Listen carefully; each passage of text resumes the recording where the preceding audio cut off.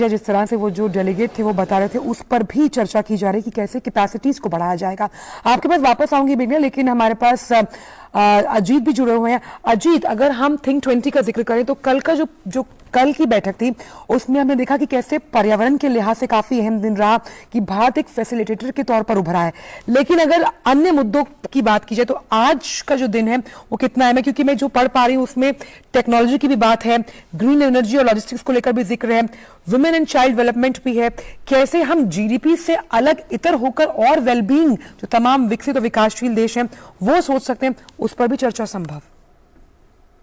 बिल्कुल आचल, देखिए अगर कल के सेशन की बात करें तो देखिए कल एक बहुत महत्वपूर्ण चीजें हुई है। उसमें ये निकल के आया कि जो विकसित और विकासशील देश है उनके बीच में जो एक गैप है उस गैप को कैसे भरा जाए। और कई देशों के जो प्रतिनिधि थे उन्होंने इस बात को पुख्ता तौर पे उठाया, जोर शोर से उठाया कि जो कोविड के दौरान जिस तरीके से जो विकसित देश थे उन्होंने जिस तरीके से वैक्सीनेशन को अपने तक ही सीमित रखा और भारत की तारीफ की गई, सराहना की गई कि भारत जैसे विकासशील देश ने जो है मुफ्त में जो है कई देशों की सहायता की, जो कि जहां वहां तक वैक्सीन पहुंचाई जहां तक कि उनको आवश्यकता थी। तो ये एक मुद्दा वहां पर उठा था कि किस तरीके से विकसित देशों ने वो भूमिका नहीं निभाई कोविड के दौरान या वैक्सीनेशन के दौरान जो उनको निभानी चाहिए थी, और इस गैप को फिल करने की आवश्यकता है, इस गैप को काटने की आवश्यकता है। और भारत की इस मामले में काफी तारीफ की गई, भारत की सराहना की गई कि भारत ने अपनी आवश्यकताएं तो पूरी की ही, साथ ही अपनी ग्लोबल रिस्पॉन्सिबिलिटी समझते हुए उन देशों को वैक्सीन पहुंचाई जहां पर की वैक्सीन की बहुत जरूरत थी, जो सक्षम नहीं थे वैक्सीन के निर्माण में। ये बहुत बड़ा मुद्दा वहां पे उठा था। साथ ही कोशिश की जा रही थी एक प्रॉपर एडमिनिस्ट्रेशन जो है, वेलबींग जो है उसको किस तरीके से अप्लाई किया जाए, किस तरीके से जो सुशासन का जो एक मॉडल है उसको किस तरीके से अप्लाई किया जाए। जो विकसित और